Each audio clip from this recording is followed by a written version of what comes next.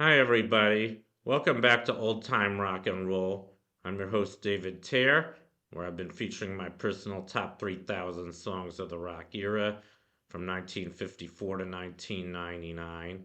And today I'm up to song number 2660, and that one is Saving All My Love for You by Whitney Houston.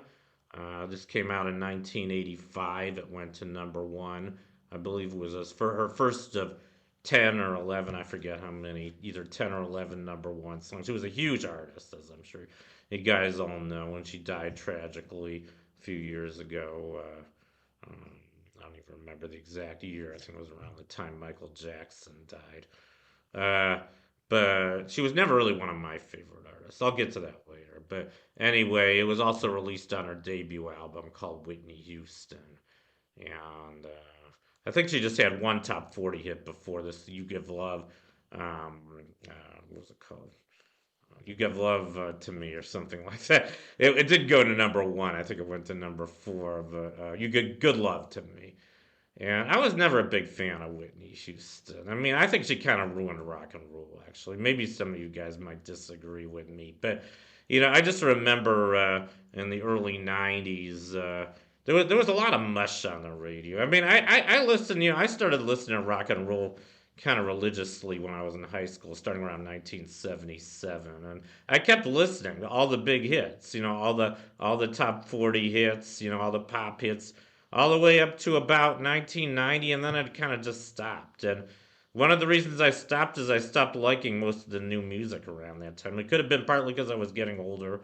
I was already like 28 years old, and maybe my taste in music had matured a little bit. But I just remember like I didn't like much of any of the music that was coming out in the 90s, and part of it was a lot of this mush, like Whitney Houston and Mariah Carey and especially Michael Bolton. I don't know how the hell he ever got to be popular, but I just didn't like that stuff. And then what they called rock and roll kind of changed into grunge, and then there was a lot of rap and hip hop, and I just never got into any of that new stuff. And I think some of it's been good since then, but I just stopped listening to it. So I kind of, went into the dark as far as new music goes, and I kind of still am, although I'm a huge aficionado of rock and roll from around 1955 to around 1990. And, even though Whitney Houston was a huge artist, like I said, 10 or 11 number ones, she probably became close to a billionaire based on all the music she sold. Even though she was so popular, I was just never crazy about her. And I only have five of her songs on my list. This is the second of five. And by the way, I already featured her biggest hit at number 2891, if you can believe that. Her biggest hit of all time has been 14 weeks at number one. I think it's the second longest time any song has ever spent at number one. I believe the record is held by Everything I Do It For You by yeah, Brian Adams, another song I'm not crazy about. That one did make my list, but not very high. Just thought I'd tell you about that. But no, I mean, just not one of my favorite artists. There are three of her songs coming up, though. I'm not going to tell you which ones. I'm not going to tell you how high. She had a few songs I like better. She had a few fast songs I kind of like. Um, but I didn't like her ballads, including this one. So enough about my negative opinions of Whitney Houston. What else can I say? I guess I should say a little bit of history about this song. It was written by Michael Masser and Jerry Goffin, and Jerry Goffin is a very famous music composer. I think you guys know that he collaborated mostly with um, I think it was I forget who. But he wrote some big songs. He had another big collaborator. I think it was Burt. No, it wasn't Burt Bacharach. I forget. He might have written songs for Elton John. I'm not sure. I think it was Elton John actually.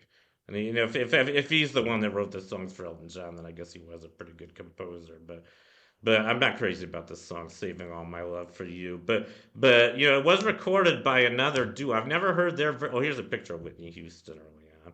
She's a nice looking woman. At one time, I think she ended up dying of drug overdose. I don't know the full circumstances behind her death, but she did die very young. I think she was 49 when she was found in a bathtub. Um, Probably died from heroin or something like that, like Jim Morrison. But uh, which was very tragic. But anyway, the duo that recorded the original version of "Saving All My Love for You" was this duo here, Marilyn McCoo and Billy Davis Jr.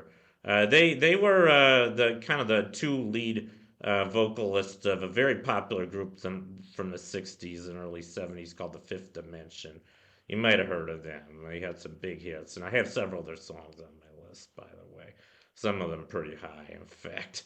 You know, so they were pretty good, and they even had a number one duet. It was called "You Don't Have to Be a Star." That came out in 1976, I believe, and that one's also on my list. So they were pretty good. And I'm sure they recorded a better version of "Saving All My Love for You" than Whitney Houston. I guess I have to listen to it one of these days, but I have a feeling I'm gonna like it better than Whitney's version because I was never crazy about Whitney's version. But anyway, that's enough said about "Saving All My Love for You" by Whitney Houston. Thank you for watching. You guys rock, and I'll see you next time. Bye.